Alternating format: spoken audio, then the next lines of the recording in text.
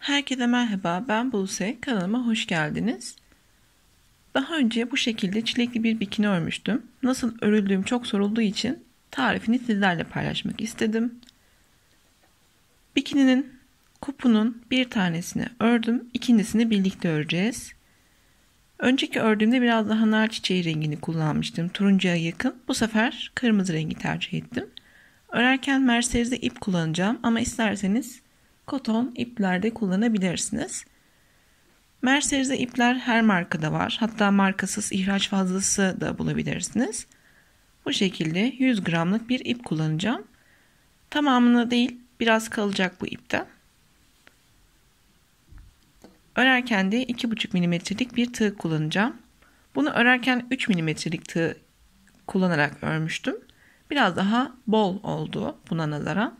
Bu biraz daha sıkı ve bu şekilde tam kalıp halinde duruyor. Bu biraz daha dökümlü duruyor. Tercih size kalmış. Nasıl hoşunuza giderse elinizin ayarına göre tığ seçebilirsiniz. 2,5 ile öreceğim. Bunları kenara koyalım. Zincir çekerek örmeye başlayacağım. İpi parmağıma doladım. Bir tane düğüm yapıyorum. Ve toplamda 25 tane zincir yapacağım.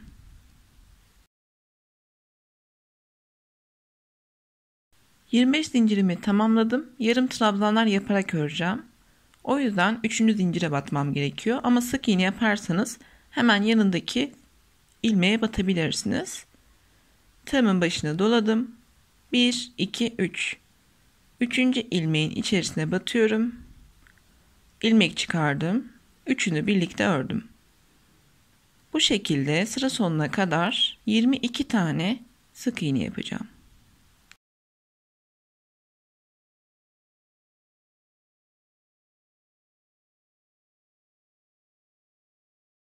...22 tane yarım trabzanı yaptım. Son bir tane ilmeğim kaldı. Bu ilmekte 3 tane yarım trabzan yapıyorum.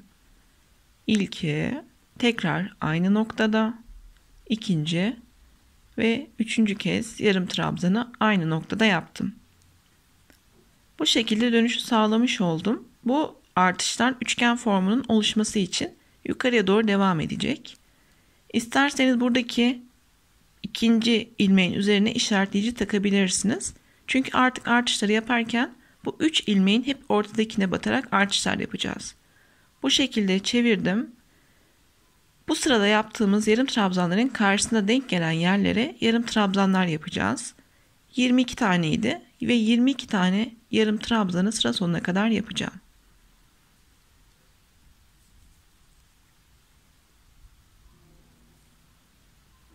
Direkt karşısına denk gelen yere batıyorum ve yarım trabzan yapıyorum.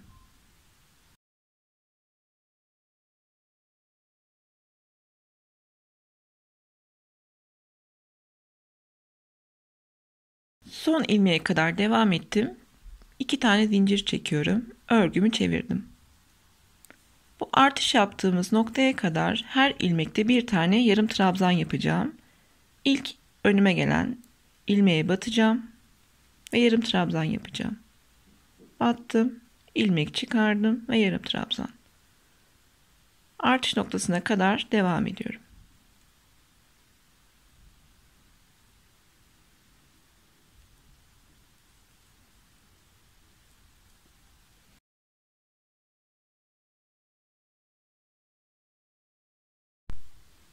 Artış noktasına kadar devam ettim. Şu şekilde düz kısmını çevireyim. Daha rahat görünsün. Bizim burada artış yaptığımız, yani aynı noktada 3 tane ördüğümüz yarım trabzanlar var. 1, 2, 3. Bu 3 ilmeğin ortadaki ilmeğinde artışlar yapacağız. Dediğim gibi işaretleyici takabilirsiniz kafanız karışmaması için. Sağda ve solda birer tane yarım trabzan. Ortadaki ilmek üzerinde 3 tane yarım trabzan yapacağız. Şimdi ben normal 22 tane ilmeğimi ördüm. 23.'yü örüyorum. 24. ilmek üzerinde 3 tane yarım trabzan yapıyorum. Yine bu 3 ilmeğin ortadaki ilmeğinde döndüğümde artış yapmam gerekecek. Dediğim gibi isterseniz buraya bir işaretleyici takabilirsiniz. Örgümü çevirdim ve 23 tane yarım trabzanımı örmeye devam ediyorum.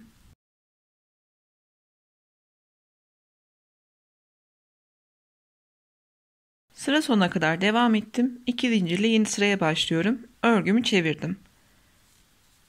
Yine bu şekilde birer tane öreceğim ve orta noktaya geldiğimde artış yapacağım. Örmeye devam ediyorum.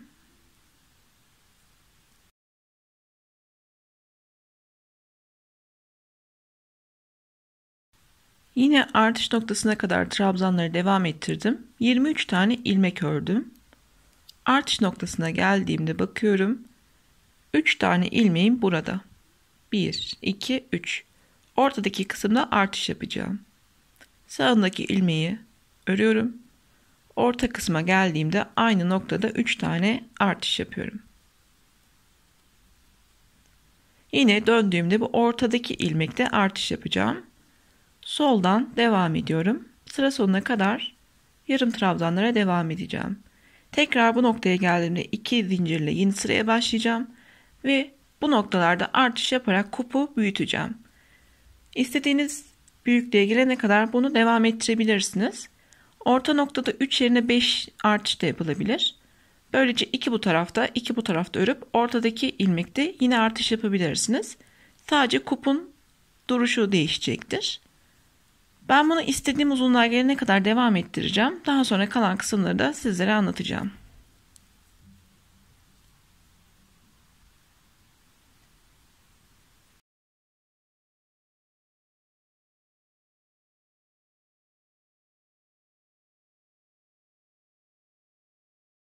Toplamda 16 tane artış olana kadar devam ettirdim. 15 sıra boyunca da örmüş oldum. Ortadaki 3 ilmek hariç her iki tarafta 36 tane ilmeğim var. Ortadaki 3 ilmeği de saydığımda toplamda 75 tane ilmeğim var. Kupun düz kısmındayım. Bir zincir çekiyorum ve alt kısmında sık iğneler yapacağım. O yüzden bu şekilde çevirdim. Ve bu şekilde batıyorum. Sık iğne yapıyorum. Bu alt kısmın daha düzgün durması için bu kısma kadar devam ettireceğim ve daha sonra diğer kup ile birleştireceğiz.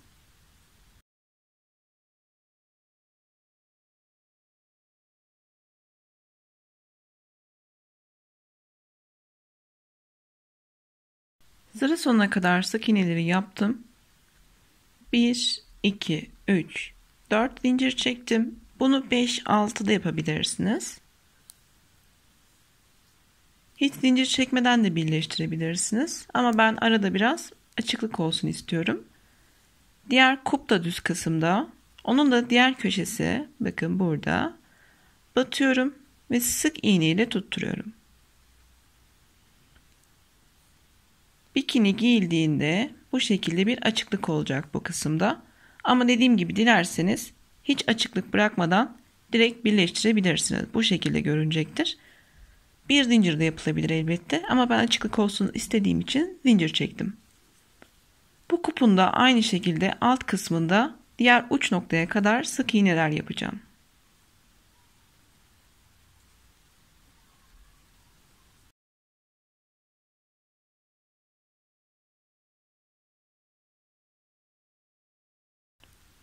Bu uca kadar sık iğnelere devam ettim ve genel olarak bikini bu şekilde görünüyor. Ben size ölçüleri vermeyi unuttum, onu fark ettim. Ölçülerden bahsetmek istiyorum. İlk sırayı gittiğimiz yerden ölçüyü vermek istiyorum. İlk artış yaptığımız yer 9 santim. Şöyle tuttuğumda alt kısmın ölçüsünü de vereyim. 16 santim. Uç kısımdan alt kısma kadar olan kısım şöyle düzelttiğimde 16,5 santim. Şimdi bu ölçüleri ayarlarken eğer bu kup sizin için uygun değilse başta çektiğimiz zinciri 2 artırabilir veya 2 azaltabilirsiniz. Eğer ilk kez örüyorsanız mantığı şu şekilde. Bizim ilk artış yaptığımız yer giyildiğinde meme ucu kısmı olarak olacak Ve biz bunu genişlettikçe bu göğüs altına doğru inecek. Ve tabii ki de göğüs üzerine doğru çıkacak. Yani siz de eğer bu zincirler size uymuyorsa zincir çekip meme ucundan ölçü alabilirsiniz. Bu da böyle bir fikir olsun. Şu an görüntüsü bu şekilde. Ben bir önceki bikinide kenar kısmında işlemeler yapmıştım. Bunu da tekrarlamak istiyorum. İpimi koparmıyorum. Zincir çektiğim kısımdan bu şekilde devam edeceğim. Kenar kısmın işlemesini yaparken bir zincir çekiyorum. Bu şekilde yana çevirdim. Bu üçgen kısmın uç kısmına doğru devam edeceğim işlemeleri. Hemen aynı ilmeğe batıyorum. Bir kayma dikiş yapıyorum. Bir zincir. Aynı noktaya batıyorum. Bir tane yarım trabzan yaptım. Aynı noktaya batıyorum. Bir tane ikili trabzan. 2 zincir. Bu ilmeklerin oluşturduğu şu noktaya bakın, ikili trabzanı ve yarım trabzanın oluşturduğu bu noktaya tığımı geçirdim. Kayma dikişi yapıyorum. Ve tekrar aynı noktaya yarım trabzan. Hemen yanındaki ilmeğe batıp kayma dikişiyle bunu tutturdum. Bir zincir. Yanındaki ilmeğe batıyorum. Yarım trabzan. Aynı ilmekle çalışacağım. Bir tane ikili trabzan. 2 zincir. Bu noktaya kayma dikişi. Ve tekrar aynı noktada yarım trabzan. Hemen yanındaki ilmeğe kayma dikişi. Bir zincir. Yan kısma geçiyorum. Bir tane yarım trabzan. Bir tane ikili trabzan. 2 zincir. Kayma dikişi. Ve tekrar aynı noktada yarım trabzan. Yanındaki ilmeğe kayma dikişi.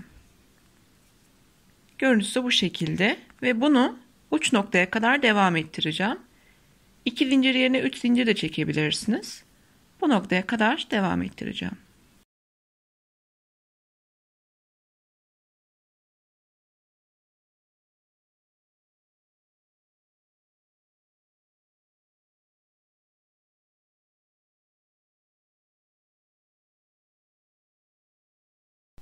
Kenar işlemlerinin yarısını tamamladım. Orta kısma kadar geldim. Hemen yanındaki ilmeğe kayma dikişi yapıyorum ve zincir çekmeye başlıyorum. Bu zincir askı için. O yüzden ne kadar uzunlukta bir askı istiyorsanız o kadar zincir çekebilirsiniz.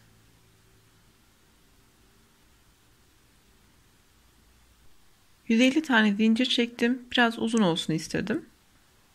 Dilerseniz burada kesip ipi tekrardan alt kısımdan sabitleyebilirsiniz, zincir formunda kalsın isterseniz. Ben kayma dikişi yapacağım. Hemen yanındaki ilmeğe batıyorum. İlmek çıkardım, kayma dikişi. Battım, ilmek çıkardım, kayma dikişi. Bunu sıramın sonuna kadar devam ettireceğim. Her ilmekte bir kere kayma dikişi.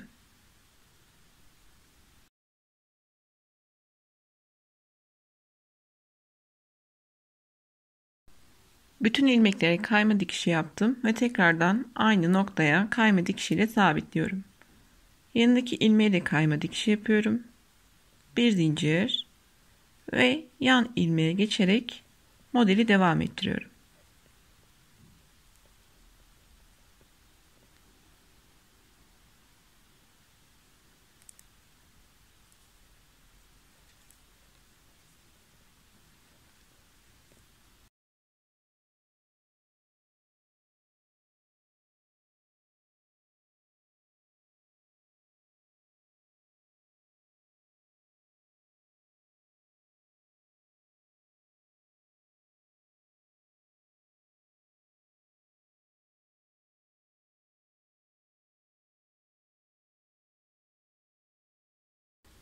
İşlemeleri bu uç kısma kadar devam ettirdim ve orta kısımda çektiğim zincir kısmının olduğu yere kadar geldim. Bu zincirlerin olduğu yerde 4 zincir çektiyseniz 4 tane, 5 ise 5 tane sık iğne yapıyoruz. 4 tane sık iğnemi yaptım ve ilk ilmeğe kayma dikiş yapıyorum. bir zincir. Bu kısımda anlattığım modeli bu uç kısma kadar devam ettireceğim. Bu kısımda çektiğim 150 zinciri burada çekip kayma dikişi yapacağım ve tekrardan bu uç kısma kadar modeli örmeye devam edeceğim. Kayma dikiş yaptım, bir zincir ve modele başlıyorum.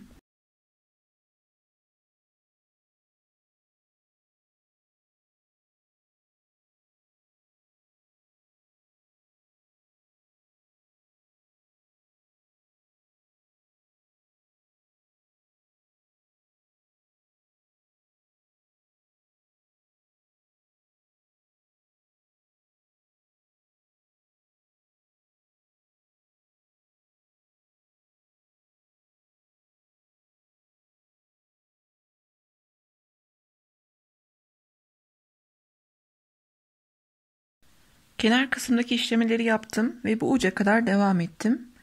Bu uca geldiğimde ipime 1-2 tane düğüm atıp ipi kestim. Şu an görüntüsü de bu şekilde. Şimdi çilek üzerinde olan sarı çizgileri yapmak istiyorum. Beyazla da yapılabilir.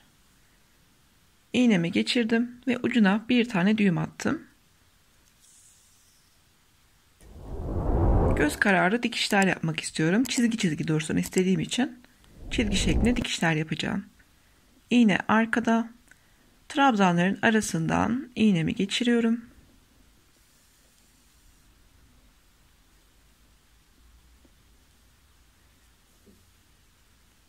Göz kararı 1 santim, yarım santim kadar çizgi yapıp ipi geri arkaya gönderiyorum. Bu şekilde. Bunu istediğiniz kadar yapabilirsiniz. Çok sık olmayacak şekilde devam ettiriyorum.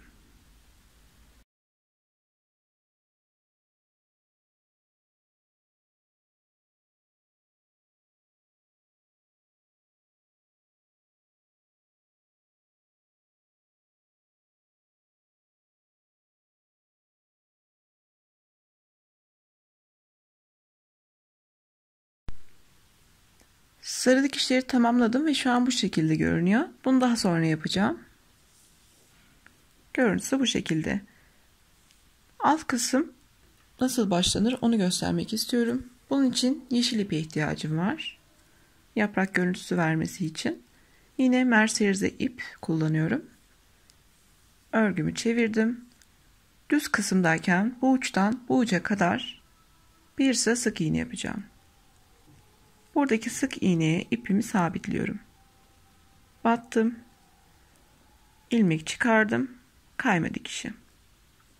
Bir zincir ve aynı noktadan sık iğneye başlıyorum.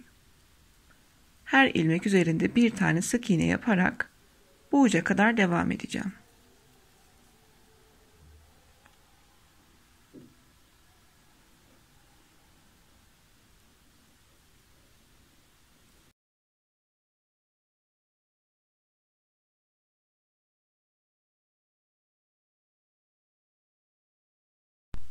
Bu uçtan bu uca kadar devam ettim. Zincirimi çektim, örgümü çevirdim. Ters kısımdayken yaprakları yapmak istiyorum. Aynı noktaya batıyorum. 2 tane yarım trabzan yapıyorum. Tekrar aynı noktada 2 tane ikili trabzan. 2 kere doluyorum ve aynı noktada 2 tane üçlü trabzan. 3 seferde örüyorum. 1, 2 ve 3. 2 zincir. Yaptığım işlemi tekrarlıyorum. Yine aynı noktaya batarak geriye doğru gideceğim için aynı noktada 2 tane üçlü trabzan yapacağım.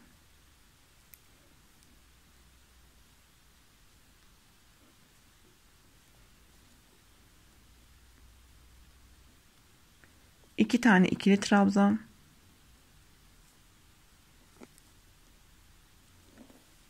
Ve son olarak da 2 tane yarım trabzan.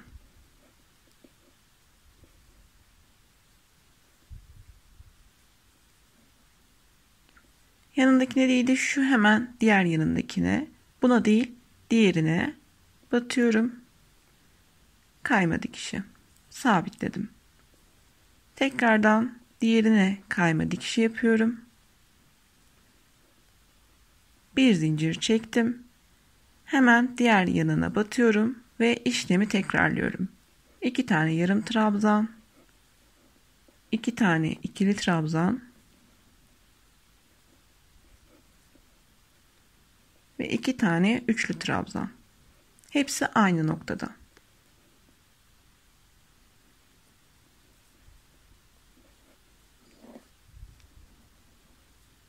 İki zincir. 2 zincirden sonra yine aynı noktada işlemi tekrarlıyorum. 2 tane üçlü trabzan,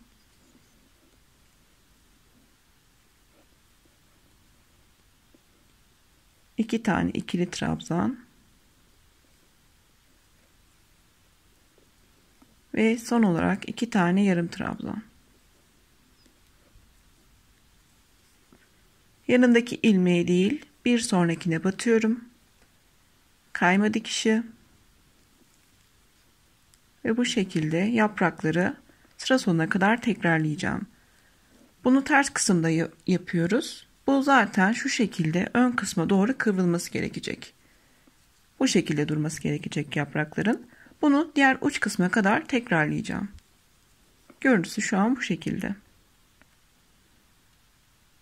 Yaprakları bu uçtan bu uca kadar örmeye devam ettim. Ve bu şekilde ön kısma doğru katlanması gerekiyor. Aynı zamanda diğer kopu da diktim. Üzerindeki dikişleri yaptım yani. Bu şekilde. Şimdi bizim bu yan kısımlarda sırt kısmından bağlanması için veya boyun kısmından ip yapmamız gerekiyor. Onu da yeşille yapacağız. Zincir çekeceğim. Ve bu kısma sabitleyeceğim yan kısımdan.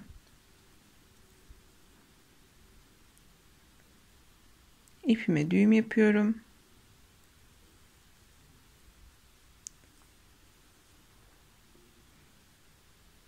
Buraya batıyorum yan kısma. Hemen yaprağın dibine battım ve zincir çekmeye başlıyorum. Askı boyu ne kadar olsun istiyorsanız o kadar zincir çekebilirsiniz.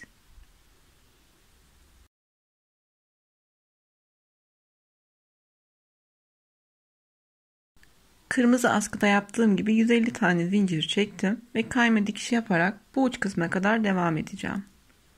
Hemen ilk gelen ilmeğe batıyorum yanındaki. İlmek çıkardım ve kayma dikişi.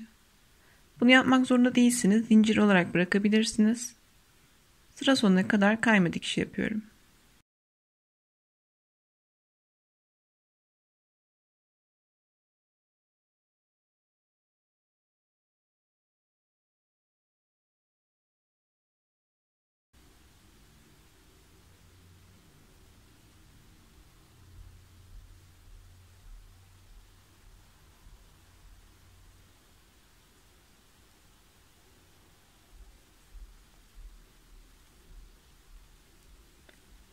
Sıramın sonuna kadar devam ettim ve ipimi buraya tekrardan kayma dikişiyle sabitliyorum.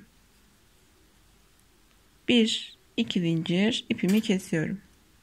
Bu aynı işlemi diğer tarafa da yapmam gerekiyor. Bu şekilde bir askımız oldu. Aynı şekilde bu uçtan sabitleyeceğim ve anlattığım şekilde devam edeceğim.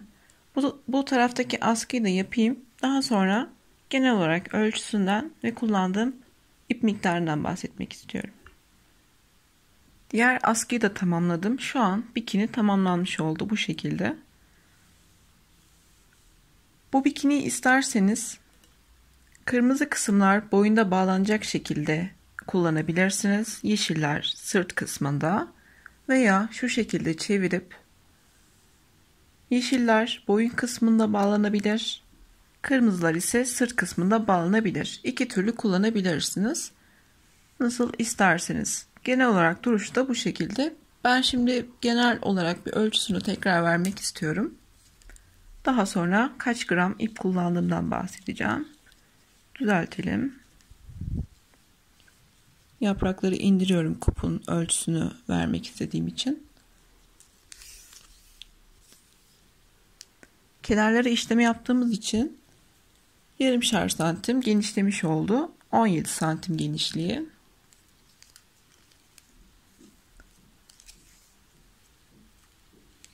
Boyuna bakalım. 16 santimde boyu olmuş. Şöyle ortadan düzeltirsek şöyle de verebilirim. 16 santim. Bunu istediğiniz şekilde kendi bedeninize uyarlayabilirsiniz. Zaten videonun içerisinde bahsetmiştim. Şöyle askıyı da ölçelim. Yeşil ve kırmızıyı aynı sayılarda örmüştüm. 45 santim. Kadraja sığmıyor. 45 santim askı boyu. Bunu da dilediğiniz kadar uzatabilir veya kısa tutabilirsiniz.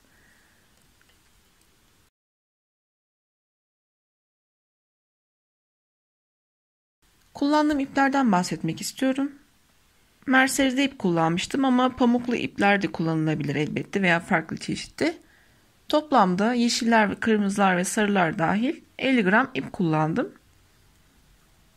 Kullandığınız ipinize ve elinizin ayarına göre bu miktar azalabilir veya artabilir elbette.